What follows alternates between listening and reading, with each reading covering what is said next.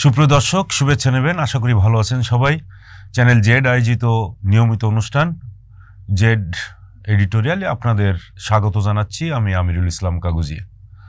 আমাদের আজকের আলোচনার বিষয় হচ্ছে সাবেক আইজিপি চৌধুরী আব্দুল আল মামুন আন্তর্জাতিক অপরাধ ট্রাইব্যুনালে নিজের দোষ স্বীকার করে বিবৃতি দিয়েছেন এবং বলেছেন তিনি রাজসাক্ষী হতে চান। বিগত জুলাই আগস্ট বিপ্লবের সময় বিক্ষোভকারীদের উপরে যে প্রাণঘাতী অস্ত্র ব্যবহার করা হয়েছিল, সেখানে তিনি তার নিজের দায় স্বীকার করেছেন।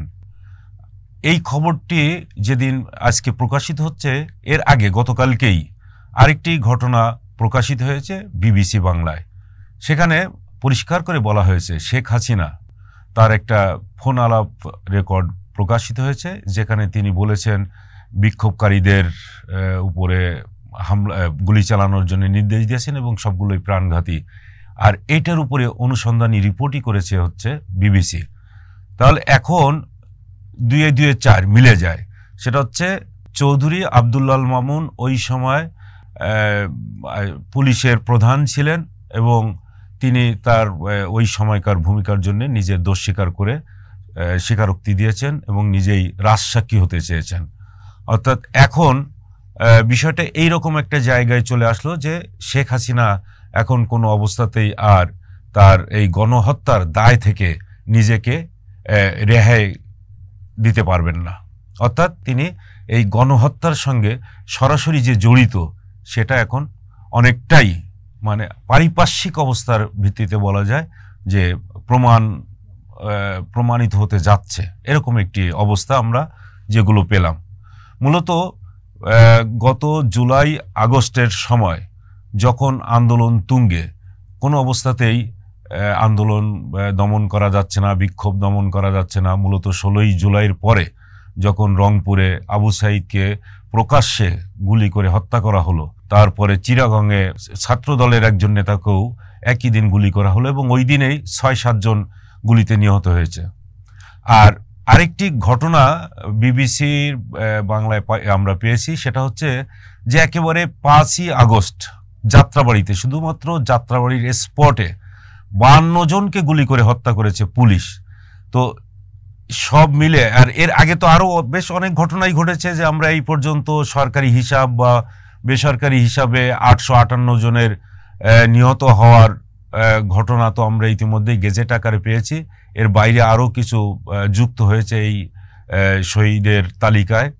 আর আহত হয়েছে প্রায় 26,000 থেকে 30,000-এর মতো, তাদের তালিকাও আমাদের কাছে আছে। তো সব মিলে মাত্র 16 তারিখ থেকেই যদি আমরা ধরি 5ই আগস্ট পর্যন্ত, এই 20 দিনের মধ্যে এত মানুষকে হত্যা করার যে ঘটনা বাংলাদেশের ইতিহাসে, স্বাধীন বাংলাদেশের ইতিহাসে কিন্তু আর এরকম ঘটনা ঘটে নাই। যে গত 54 বছরের ইতিহাসে আমরা শেখ হাসিনা যে তার শুধুমাত্র ক্ষমতা ধরে রাখার জন্যে সাধারণ জনগণ, নিরীহ ছাত্র, শিশু, তাদের উপরে যেভাবে গুলি করা হয়েছে এবং গুলি করার নির্দেশ দিয়েছেন, সেটা একটি নজিরবিহীন ঘটনা। কিন্তু এই এত বড় অপরাধ করার পরও তিনি এখনো পর্যন্ত দেশের বাইরে, তিনি যে এই যে 5ই আগস্টে দেশ থেকে পালিয়ে যেতে বাধ্য হয়েছেন এবং ভারতে অবস্থান নিয়েছেন, সেখানে বসে তিনি বিভিন্ন সময় অডিও ভিডিও ছাড়ছেন এবং ইউটিউবে তার সেই বক্তব্য পাওয়া যাচ্ছে।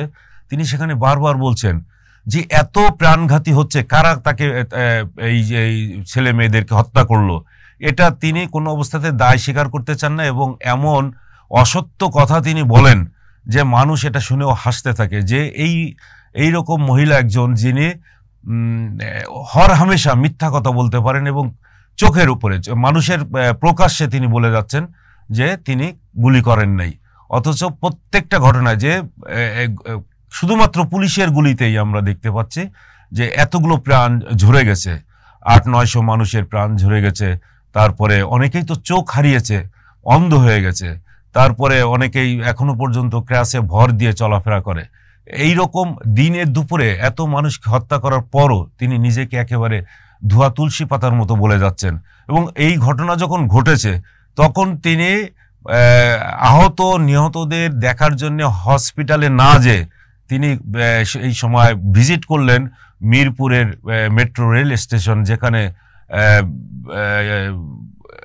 হামলা করে বা আগুন ধরিয়ে দেওয়া হয়েছিল, সেইটা দেখার জন্য তিনি সেখানে গিয়েছিলেন। এবং সেখানে যে তিনি অঝরে কান্না করেছেন, সেখানে টিস্যু বক্সও তিনি নিয়ে গিয়েছিলেন, যে চোখের পানি মুছে দেওয়ার জন্য তিনি টিস্যু ব্যবহার করেছেন এবং বারবার বলেছেন যে এই সম্পদ নষ্ট করা হলো। তারপরে সেতু ভবনে যখন হামলা হয়েছে, বিটিভিতে হামলা হয়েছে, এই হামলাগুলো নিয়েই তিনি তার যত ক্রন্দন, তার এই উন্নয়নের উপরে নাকি আঘাত এসেছে, কিন্তু মানুষ যে এতজন মেরে ফেললেন, তাদের গুলি করে হত্যা করা হলো, এবং এই যে প্রাণঘাতী অস্ত্র ব্যবহারের নির্দেশ তিনি দিলেন, এই কথাটা তিনি সেই সময় বেমালুম চেপে গেলেন, তিনি কোনো অবস্থাতে প্রকাশ করলেন না।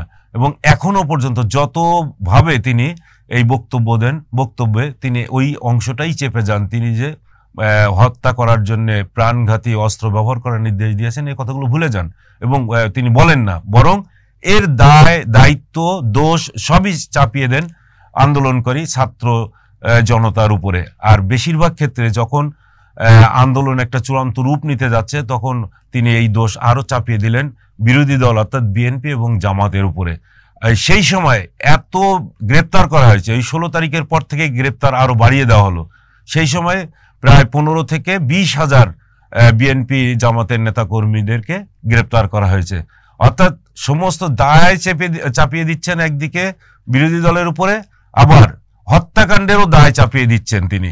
তো এই দায় থেকে তিনি মুক্তি পাইতে পারতেন যদি ওই সময় ওই আন্দোলন সংগ্রাম তিনি ঠিক এইভাবে অস্ত্র ব্যবহার করে যদি পরিত্রাণ পেতেন, যেরকম পেয়েছিলেন তিনি 2014-15-তে, যে বিএনপির উপরে তখন এমনভাবে হত্যা, নির্যাতন, গ্রেপ্তার করে তিনি পার পেয়ে গিয়েছিলেন। কারণ ওই সময় ওই আন্দোলন সাফল্যের মুখ দেখে নাই। সাফল্যের মুখ দেখলে পরে সেই সময়ও কিন্তু ওই ঘটনাগুলো ঘটতো। যেহেতু এবারের এই জুলাই আগস্টে আন্দোলন সংগ্রাম একটি সাফল্যের মুখ দেখেছে, যে কারণে শেখ হাসিনাকে আজকে এই আইনের কাঠগড়ায় দাঁড় করানো সম্ভব হয়েছে। এবং ধারণা করা হচ্ছে যে আন্তর্জাতিক ট্রাইব্যুনাল যেভাবে তাদের বিচার কার্যক্রমকে সামনের দিকে এগিয়ে নিচ্ছে, তারপরে তাদের সেই তদন্ত কর্মকাণ্ডগুলোকে সামনে এগিয়ে নিচ্ছে, তাতে মনে হয় যে এই বিচার একটা সাফল্যের দিকে এগিয়ে যাবে। আর যদি এই বিচার সফল হয়, বিচার কর্মকাণ্ড সফল হয়, তাহলে ধরে নিতে হবে যে শেখ হাসিনা এবং তার সাবেক স্বরাষ্ট্রমন্ত্রী আসাদুজ্জামান কামাল, তারপরে এখন যিনি এইবার রাজসাক্ষী হওয়ার ঘোষণা দিয়েছেন চৌধুরী আব্দুল্লাহ আল মামুন, তারা একটি বিচারের প্রক্রিয়ার মধ্যে চলে আসবে এবং একটা রায় পাওয়া যাবে বলে ধারণা করা হয়। আর এই রায় প্রকাশের মধ্য দিয়েই তাহলে আমরা ধরে নিতে পারবো যে যারা এই আন্দোলনে শাহাদাত বরণ করেছিল তাদের আত্মা শান্তি পাবে, তাদের পরিবার সুবিচার পাবে, বিচার পাবে, এটা আমরা বলতে পারি। আবার দেখা হবে আপনাদের সাথে অন্য কোনো ঘটনা নিয়ে। সে পর্যন্ত আপনারা সবাই চ্যানেল জেড এর সঙ্গেই থাকুন। আল্লাহ হাফেজ।